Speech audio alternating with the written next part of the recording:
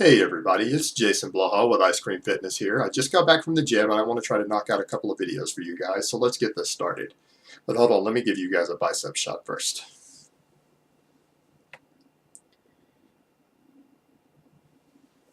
Alright, someone sent me a question yesterday asking if I could do a video explaining how to maintain strength when on a cut.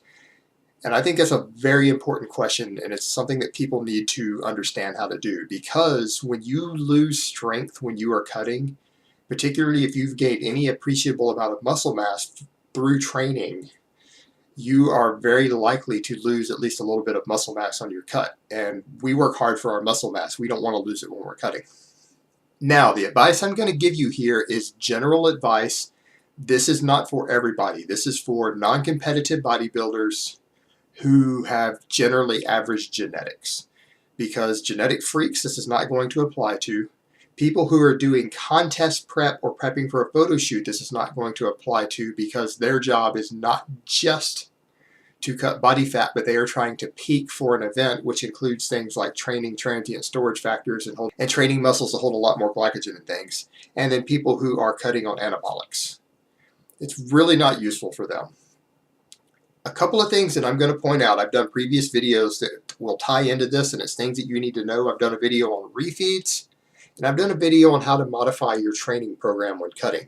So I'm going to link them here, and I'm going to link them down in the comments for you guys who are on your phones. Refeeds can be very, very important for holding on to your strength when you're on a cut. And if you're starting to get performance loss on a cut, that is oftentimes a sign that you need to go ahead and incorporate once a week refeeds into your training, to at least get one session every week to where you are able to produce the performance that you were producing before you started your cut, which is, again, very important to holding on to muscle mass. Also, as far as your training goes, if you're not peaking for an event, and going back to the people who this video is for, you generally want to focus on strength training. You don't want to be doing high volumes of high rep work when you're cutting, trying to use the weights to train yourself into a deficit. It doesn't work for non-advanced bodybuilders or people not on steroids for the most part. You want to focus on heavy lifting.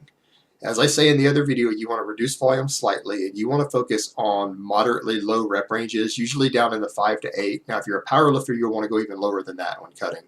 But for bodybuilders, you're going to want to do a lot of work down in the 5 to 8 rep range, to where you can move moderately heavy weights, so that you can try to maintain strength and not focus so heavily on higher rep metabolic fatigue.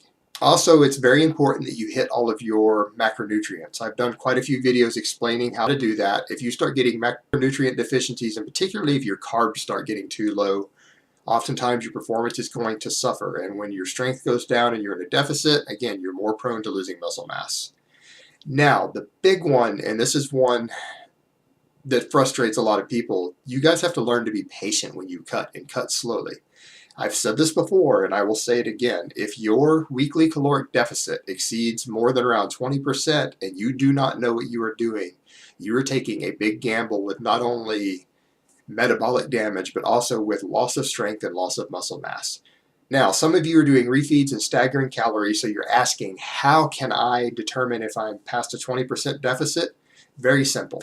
If your maintenance calories is around 2,500 per week, you know that 2,000 calories is a 20% deficit.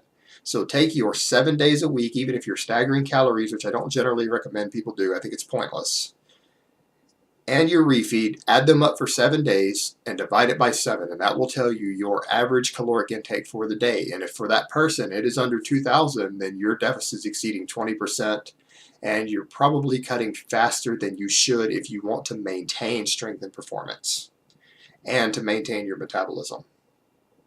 Alright guys, that's really all I have to say on that topic. I hope this has been informative, and I will talk to you next time.